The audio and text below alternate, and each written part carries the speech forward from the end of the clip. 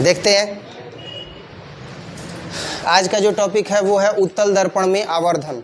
आवर्धन का व्यंजक कल हम लोग अवतल दर्पण में प्राप्त किए थे, m बराबर माइनस भी बटे में u। आवर्धन किसे कहते हैं? तो किसी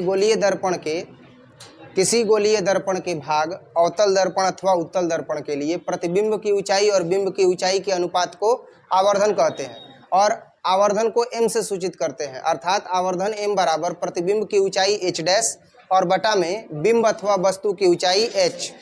आमतौर पर या सामान्य तौर पर या अगर तथ्यतः कहा जाए तो जब कभी भी मुख्य अक्ष से ऊपर की अगर कोई भी दूरी ली जाती है तो वो धनात्मक ली जाती है और नीचे की दूरी ली जाती है तो ऋणात्मक। कारण भी है x डैश तो x की तरफ धनात्मक मान और x डैश की तरफ ऋणात्मक मान, y की तरफ धनात्मक मान तो y डैश की तरफ ऋणात्मक मान।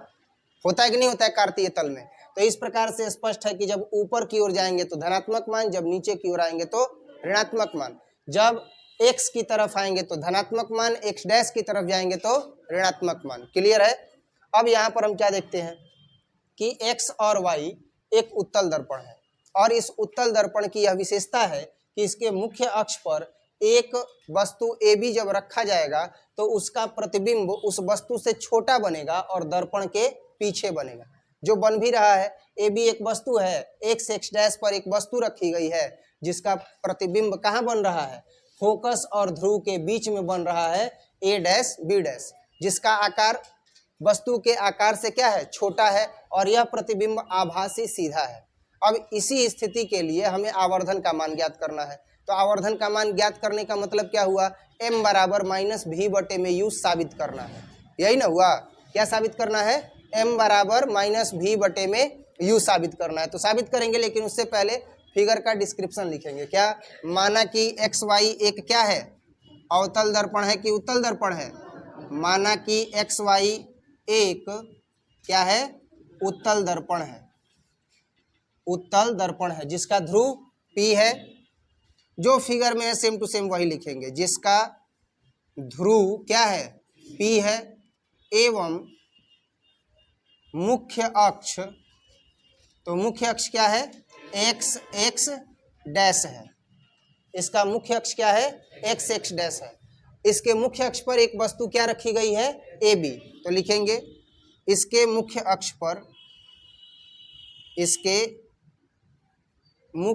पर एक वस्तु क्या रखी गई है? x डैश रखी गई है। क्या?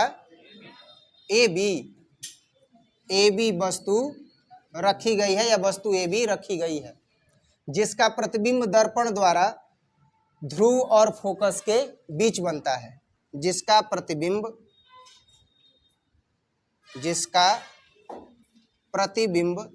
दर्पण उत्तल दर्पण के मुख्य फोकस F और ध्रुव P के बीच में बनता है। जिसका प्रतिबिंब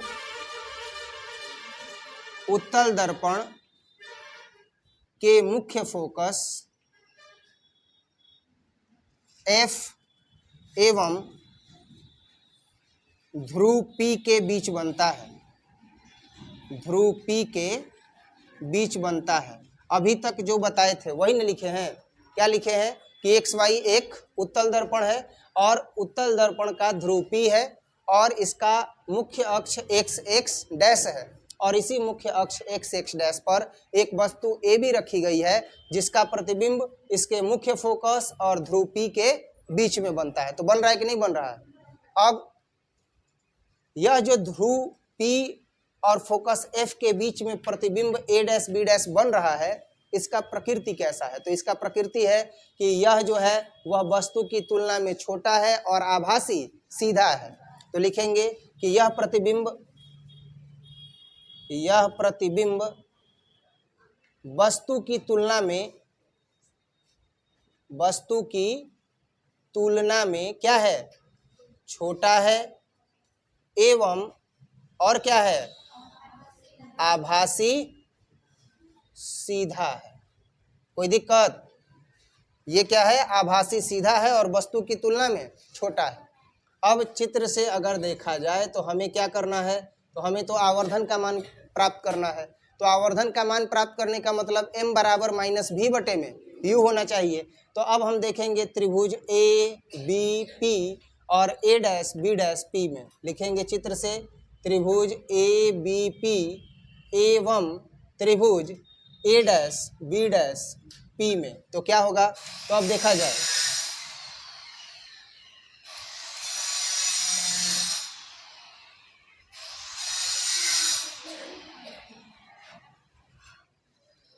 एक त्रिभुज यहाँ से लिया जाएगा। तो इसमें क्या किया जाएगा कि ये जो n है ना, जैसे ये गया है डॉटेड लाइन, वैसे ही एक लाइन यहाँ से भी जाएगा और ये सीधा यहाँ से आएगा। ठीक है, तो अब त्रिभुज लेंगे ए बी और पी। अब देखा जाए तो त्रिभुज कौन सा ले लिए, अब एक त्रिभुज किस में लेंगे, तो त्रिभुज लेंगे ए बी पी और ए डैश बी डैश पी में। तो अब इसमें अगर देखा जाए तो हम क्या देखते हैं कि त्रिभुज ए बी पी में कोण P और ए डैश बी डैश पी में कोण P, दोनों ही कोण आपस में क्या होंगे, बराबर होंगे। तो लिखेंगे कोण ए पी बी बराबर कोण ए डैश पी बी डैश। तो ये क्या हो गए, बराबर हो गए। अब दूसरा कोण क्या है, ए डैश बी डैश पी और ए बी पी, दोनों ही कोण आपस में क्या हो जाएंगे, बराबर हो जाएंगे। तो लिखेंगे ए डैश बी डैश पी बराबर कोण ए बी और पी, ए बी और पी। अब इसमें हम क्या देखते हैं, एक मिनट उल्टा कर दिए, आवाज़ इतना हो रहा है कि थोड़ा सा माइंड डिस्टर्ब हो जा रहा है। लिखना है क्या, ए बी पी में और इसके बाद ए डैश बी डैश पी में। तो हम क्या करेंगे कि ए बी पी, तो लिखेंगे कोण ए बी पी अब बराबर कोण ए डैश बी डैश पी। तो ये हो जाएगा कोण ए डैश बी डैश पी। इन दोनों ही कोणों का मान आपस में क्या हो जाएगा, बराबर हो जाएगा। तो ए समरूपता से ये दोनों ही त्रिभुज क्या हो जाएंगे, समरूप हो जाएंगे। लिखेंगे इसलिए ए समरूपता से, तो ए समरूपता से क्या हो जाएगा, तो त्रिभुज ए बी पी समरूप हो जाएगा त्रिभुज ए डैश बी डैश पी के। यहाँ तक समझ में आया, दो कोण बराबर हो जाएंगे तो दोनों ही त्रिभुज क्या हो जाएगा, समरूप हो जाएगा। किससे, ए समरूपता से, 10 क्लास में पढ़े हैं। और जब त्रिभुज समरूप हो जाएगा तो इस स्थिति में उसकी संगत भुजाएं क्या होंगी, उसकी संगत भुजाओं का अनुपात आपस में बराबर होगा। तो अब हम संगत भुजाओं का अनुपात निकालेंगे। तो देखो ए बी बटा में a dash b dash, a b बटा में ए डैश बी डैश जो लंब का काम कर रहा है, आधार का काम बीपी बटा में पी बी डैश। तो क्या हो जाएगा, बीपी बटा में पी बी डैश। कोई दिक्कत। अब चिन्ह परिपाटी से मान रखेंगे ना जी, तो चिन्ह परिपाटी की ओर चलते हैं और चिन्ह परिपाटी से इनका मान रखेंगे। तो देखा जाए मान निकालना है ए बी का, ए डैश बी डैश का, उसके बाद मान चाहिए बीपी का और उसके बाद मान चाहिए पी बी डैश का, यही ना मान चाहिए। तो अब आप खुद बताओ ए बी क्या है, तो ए बी जो है वह वस्तु की ऊंचाई है। तो वस्तु की ऊंचाई को किससे सूचित करेंगे, एच से। तो लिखेंगे ये क्या है, वस्तु की ऊंचाई, और ऊपर की ओर है मुख्य अक्ष से, तो क्या लिया जाएगा, प्लस। अब बात करते हैं ए डैश बी डैश की। तो ए डैश बी डैश क्या है, प्रतिबिंब की ऊंचाई। तो प्रतिबिंब की ऊंचाई को किससे सूचित करते हैं, एच डैश से। मुख्य अक्ष से ऊपर की ओर है तो क्या लिया जाएगा, धनात्मक। और ये क्या है, तो प्रतिबिंब की ऊंचाई। कोई दिक्कत, प्रतिबिंब की ऊंचाई। नेक्स्ट बी और पी। तो बी और पी क्या है, तो वस्तु की दूरी। बी और पी क्या है, वस्तु की दूरी। तो वस्तु की दूरी को किससे सूचित करते हैं, यू से। और वस्तु की दूरी को यू से सूचित करते हैं, लेकिन वो है किधर, एक्स डैश की तरफ। तो क्या हो जाएगा, माइनस। और ये क्या है, वस्तु की दूरी। नेक्स्ट पी बी डैश क्या है, प्रतिबिंब की दूरी, और ये किधर है, एक्स अक्ष की तरफ। तो क्या होगा, धनात्मक, प्लस। और ये हो गया प्रतिबिंब की दूरी। प्रतिबिंब की दूरी को भी से सूचित करते हैं और वस्तु की दूरी अथवा बिंब की दूरी को यू से सूचित करते हैं। वस्तु की ऊंचाई को एच से सूचित करते हैं और प्रतिबिंब की ऊंचाई को एच डैश से सूचित करते हैं। चिन्ह परिपाटी से इसका मान रख दिए, जो प्लस होगा प्लस, जो माइनस होगा माइनस। अब क्या करेंगे, तो अब इसमें मान रखेंगे। तो समीकरण 1 से, तो समीकरण 1 से क्या हो जाएगा, तो समीकरण 1 से ए बी के जगह पर एच और ए डैश बी डैश के जगह पर H dash, P B P के जगह पर माइनस यू और पी बी डैश के जगह पर भी। क्रॉस मल्टीप्लीकेशन करेंगे ना, तो क्या हो जाएगा, एच गुणे भी बराबर माइनस यू गुणे एच डैश। तो अब देखो भी ऐसे ही रहेगा, u गुणा में है तो इधर आएगा तो भाग में, तो हो जाएगा minus U. h dash same to same रहेगा, लेकिन ये h गुणा में है तो जब RHS में आएगा तो भाग में। अब देखो क्या हो जाएगा, अब हम लिख सकते हैं, इसलिए आवर्धन की परिभाषा से, तो आवर्धन की परिभाषा क्या हुआ था जी, पहले ही हम बताए थे। आवर्धन की परिभाषा में हमें क्या प्राप्त हुआ था, तो आवर्धन की परिभाषा में प्राप्त हुआ था m बराबर h डैश बटा में h, यही ना था।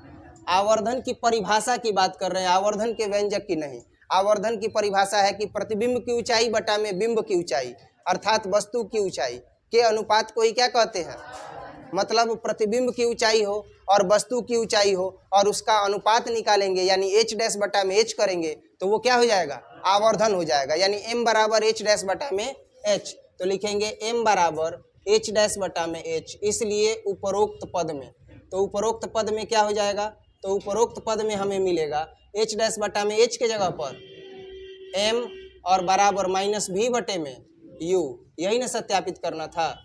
आवर्धन का व्यंजक उत्तल दर्पण हो या अवतल दर्पण हो, दोनों में ही उसका मान m बराबर माइनस v बटे में u होता है। समझ में आया, नोट कर लीजिए, इसके बाद हम लोग देखेंगे अगले क्लास में। आज के लिए केवल इतना है, ठीक है, जल्दी से नोट कर लीजिए।